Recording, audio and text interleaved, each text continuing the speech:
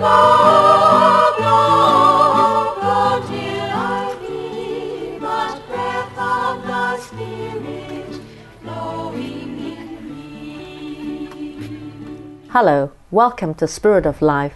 My name is Geraldine Lee, your host, and our guest is Nimmi Candappa. Hello, Nimmi. Hello. Welcome to the show. Thanks for having me. I'd love to hear about your faith in God, and also you are a engineer. Yes. Yeah. Is it a civil engineer? I'm a civil engineer. Oh, wow. Yes, and I was born in Sri Lanka. Mm-hmm. So they've only got about 6% Catholics in Sri Lanka, but I come from a very strong Catholic family. My parents were Catholic. Their parents were Catholic.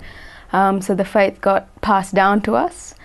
My parents did a very good job, I think, in walking that fine line between presenting the faith to us and not imposing it. So I think they lived an exemplary life. They're both dead now, but through their example, I think all of us have a very strong faith in God. Yes.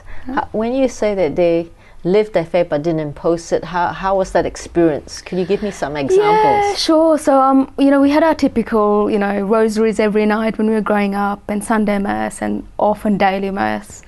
But at the same time, my dad had this policy that we had to also work with whatever commitments we had. So if we had an assignment due, or if we were busy with our studies, well, drop in even for one decade of the rosary, or even a couple of Hail Marys, and go off. So it's sort of just inviting us to appreciate the prayers and the prayer life without feeling constricted by it.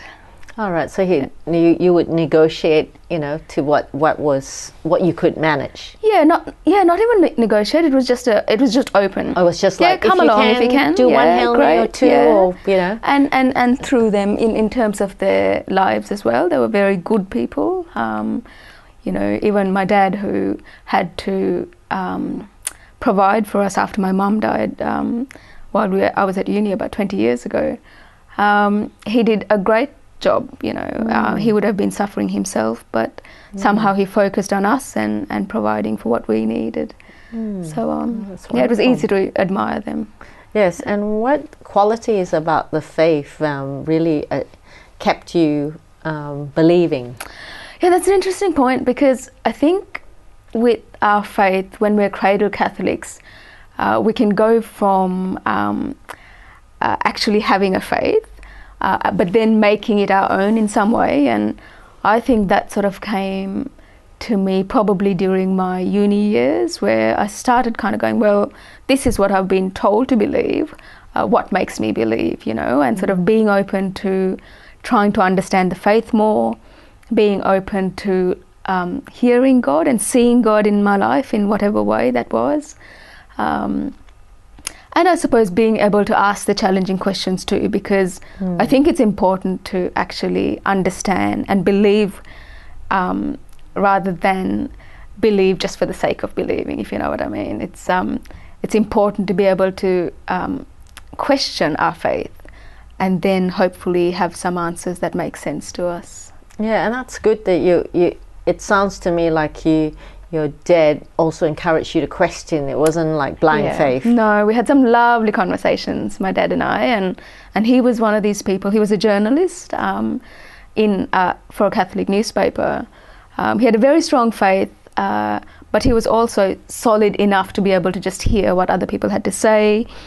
Even for previous generation, he wasn't easily ruffled by other thoughts or other opinions. He was very interested in hearing what he had to say, and I think that challenge, that conversation helped me to just look into it a lot more, and continuously, I think through questioning, it drew me deeper into a relationship with God. That's great.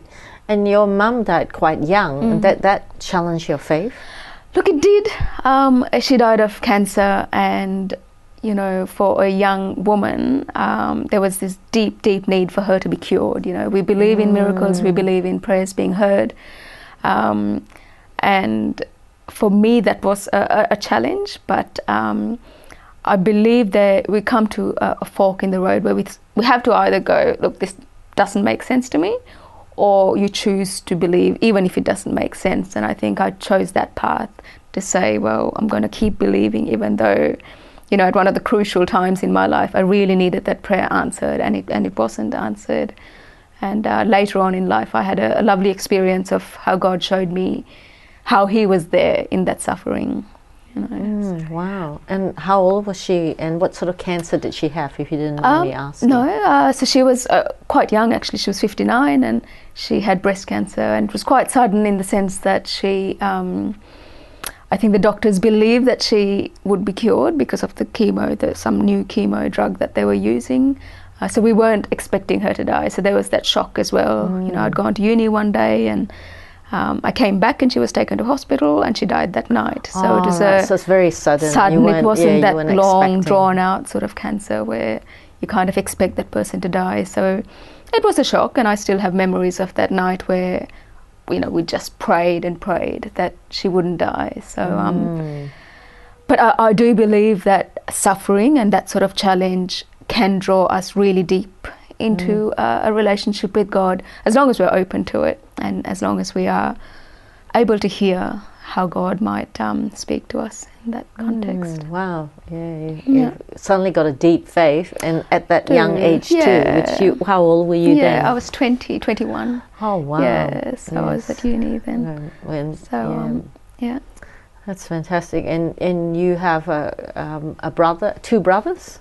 Oh, well, yeah, I have 2 brothers and a sister. And one's a priest? Yes, one's a priest. And I think that's, you know, they're sort of the typical fruits, I guess, of a solid foundational foundation in faith, where my aunt, my mum's sister, was a Carmelite nun, and one of my brothers is a priest. So I do think that we have been influenced quite heavily in our faith and how we live our lives and how we approach our lives. Yeah, it's very inspiring. We need to go for a break. Sure. You've been watching Spirit of Life. We'll be back after the break.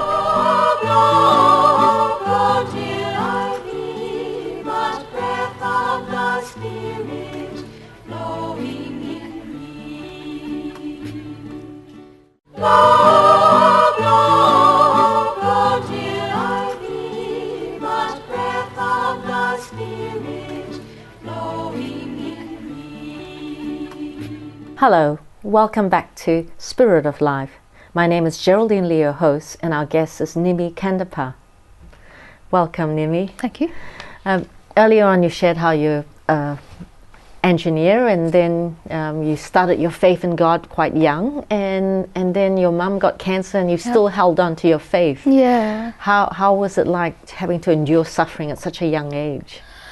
Look, I think what can happen sometimes is that we go into coping mechanisms, and we tend to, particularly at a young age, we have so many things to do that we kind of keep focus on. You know, I had my studies to do, I had work to start, so you can keep going with that.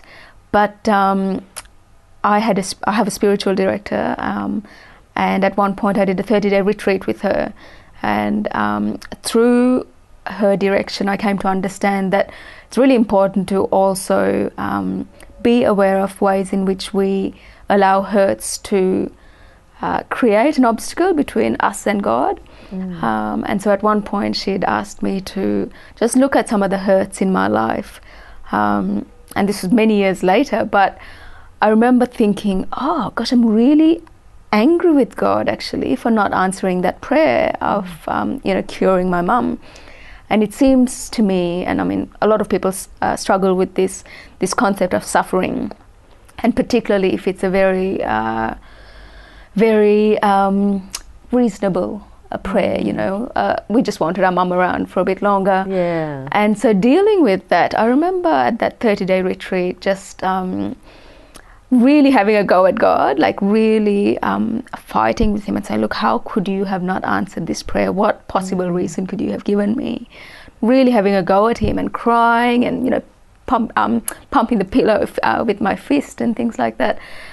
And then once that had, the anger had dissipated, this image came into my mind. God sort of allowed a bit of a consolation, and it was an image of the night that my mum died. It was essentially how it was. We were all around her bed, we were crying and saying our goodbyes and various things. But in this image, there was Jesus, and he was kneeling beside me. And he was, with his hands held up to the ceiling. He was crying and begging God the Father to stop me from having to go through this suffering, And I remember seeing this kind of just, and all the anger went out, because I sort of went, this is what happens. God suffers with us. It's not as if God allows suffering, but he suffers. And I thought to myself, hang on, Jesus asked for his cup not to pass, and it didn't happen. So who am I to think suddenly my prayer should be answered, And so that really helped me just put things into perspective and kind of go, look, I'll never probably understand why the prayer wasn't answered, but at least I know that Jesus was there. That's powerful. Yes. So if I also will share my story of my mum. She died of cancer, but not as young as your mother, but earlier than she would normally have. And she had cancer, and I got thousands of people to pray, like novenas, and so I also was angry, and someone who prayed with me also said, you're really angry with God. And I suppose being strong Christians or Catholics, you sort of think, I shouldn't be angry. But this spiritual director said, no, it's good to be honest. And like you, I suddenly realized so angry with God. But by expressing the anger, I then found that there was some faith there that still I believe. And then I had an image of my mother, and she said, don't be angry at God, because I'm in heaven now and I'm happy, And I just thought, oh, wow, And so I think from that I realized it's good to be honest. Yeah, that's right. And and I think I remember reading also Jared Manley Hopkins, and he, in one of his poems, he said that that God, he gave me the message that God doesn't want us to suffer, but because he loves us too much to leave us the way we are. Because you only grow as a person through your suffering, and sometimes you have to allow people to go through the pain if you love them, And I suppose mothers always want to protect their children from suffering, don't they? Yes, no, I and agree. God does too. So that's beautiful. Yes, and you also talked about adoration as being a very strong thing to help you get through your faith in God. Yeah, I always see adoration as a bit of a silver bullet in faith, if there's such a thing. Like, I might get you to explain what adoration is for those who may not know. So adoration is, as Catholics we believe that the consecrated host is God himself, the essence of God. And so quite often we'll have the exposed host out in front of us to adore. So because we don't have the physical presence of God there in any other form, we adore this God. And there are many analogies. It's like, staying in the sun and being tanned. I find adoration is something quite easy to do in many ways, because you just have to make that effort to be there, and it's almost like God does the work for us. And of course, Mass is the most important thing, but what can happen with cradle Catholics, I think, is that we bring a lot of bad habits into Mass, because we're so used to going that sometimes we can just turn up, as long as we do the Sunday Mass, it's fine. We're not necessarily concentrating as much and things like that. Whereas with adoration, it's something that we don't do as often. And so I think it's something that you do as your faith grows. And so it's a really beautiful way of deepening our relationship with God.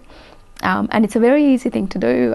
I'm quite often I'm distracted, I think, but it's almost like God will just do that. And I remember one of my aunts introducing me to adoration, because they have these perpetual adoration chapels at St. Peter's, Clayton, and she just said, look, just drop in anytime, just spend 2 or 3 minutes, And what we believe is that if we make a little bit of effort, God gives so much more assistance to go further. And so I would go to 2 or 3 minutes, 5 minutes, and then just go longer, because that need and that desire grows in us.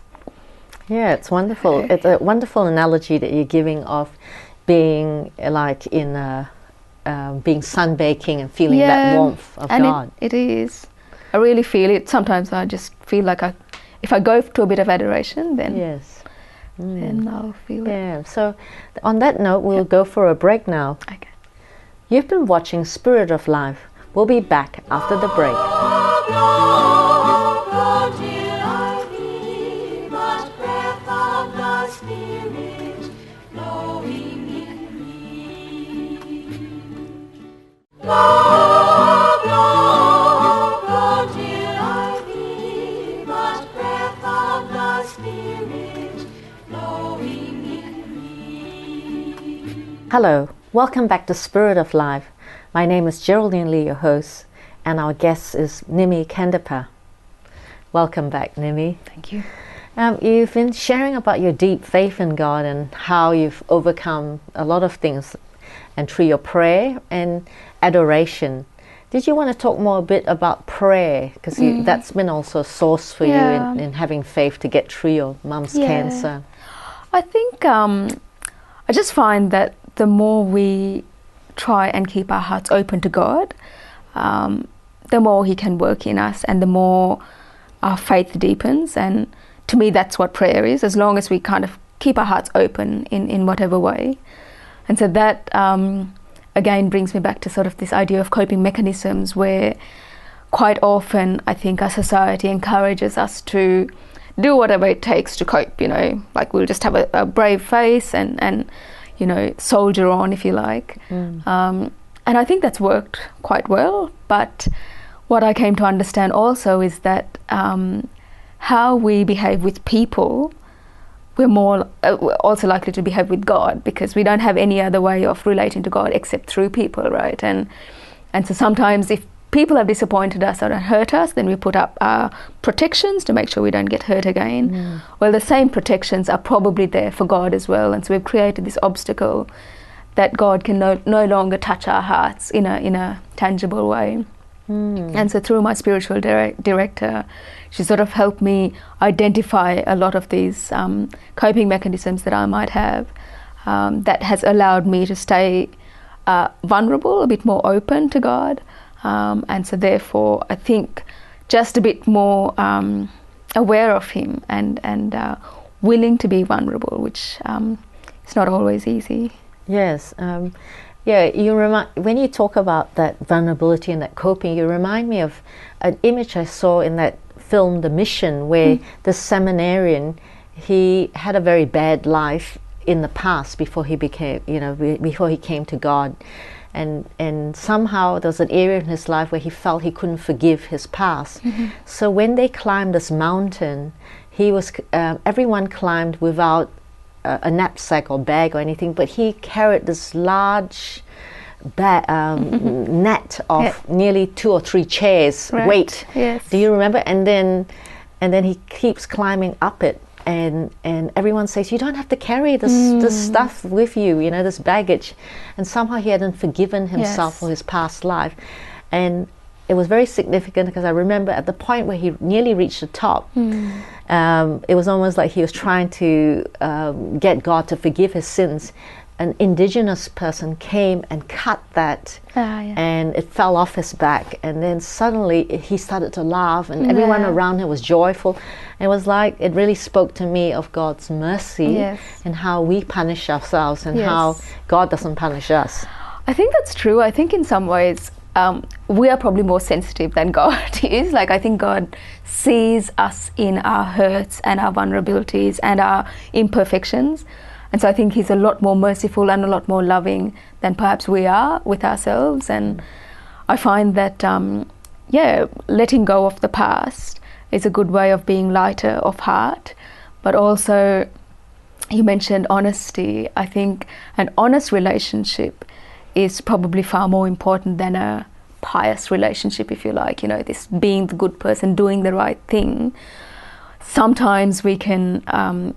Sometimes we almost, we're trying to achieve a certain image of ourselves or certain expectations of others, rather than necessarily being sincerely good. Yes, authentic. That seems to be there, right? And so I think when we're honest, like when I've removed some of these ideals for myself, I found that I'm less of a nice person, but I'm more of a solid person. You know, it's like when you compact the sand and the foundation is a lot more dense. It's a bit like that. I feel like I'm just able to be more comfortable with myself, and yes, and sometimes more lovable because of your authenticity. Exactly. And, a lot of young people talk about being transparent and authentic. Yes. And I've noticed that this friend of mine, she doesn't try to be a Christian, and a lot of people, even though she is a person of faith, and I try always put on that Christian, what a Christian should be, and she's a lot more. Has a lot more friends than myself, and I'm going, God, why am I different? And she gets along with a lot of non-Christians because they all feel comfortable because she's authentic. I think. That's interesting. As you were saying that, it made me realize that I need to be more authentic because that's what God wants us to be. Honest. Yes. And what more to love a person as they are than to love an image? Yes, I know. And sometimes that image comes out of pride too, right? Like we think there's this image, and so therefore we have to live up to it because we don't want to let people down or our image down. But that's almost vanity, right? That's that sense of, this is who I am, whereas really we're not as good or proper or wonderful. Yeah, and with your faith, do you find time, like you've experienced God as a protector, haven't you? Yeah, I think it's funny because I've never really worried about my physical safety. Somewhere along the lines, I've sort of just felt that God will always be there, And I remember a time soon after my mum died, and I was using the family car. I was only recently started driving, and I was heading to a friend's birthday party, and I was really unsure about where to go or how to get there. I think it was Blackburn Road or some main road anyway, and I knew it was the house was between two side streets, but because they were quite large blocks, I didn't feel like parking and walking without knowing where I was going. And so I thought to myself, I tried to slow down and go past the houses looking for this house, but I couldn't see the number. And then I thought, okay, I'll do another around the block, and I came past again, and I couldn't find the house again. And because I was quite a novice at driving, I was a bit anxious. And I thought to myself, right, I'll just do one more round, and if I don't find it, I'm just going to go home and I'm just going to tell my friend that I couldn't find this house. And we've only got 20 seconds left, but would you like to wrap up the survey, because it's been great hearing your story? Sure. Well, what happened actually the third time round was we saw this number. It was in bright lights, and I went to the house and I told the friend, I saw this number, and I didn't realize how bright it was. And he said, we don't have a number. It was people have complained before that there's no number. So it was like God had just shown me this. Fantastic. God protected you. It's been wonderful having you on the show, and it's very inspiring. And I thank you very much and wish you all the best for the future. Thank you, Geraldine. Thanks. Good chatting. You've been watching Spirit of Life. Goodbye, and God bless you. Bring it to birth and blow where you will. Blow, blow, blow till I be but breath of the Spirit.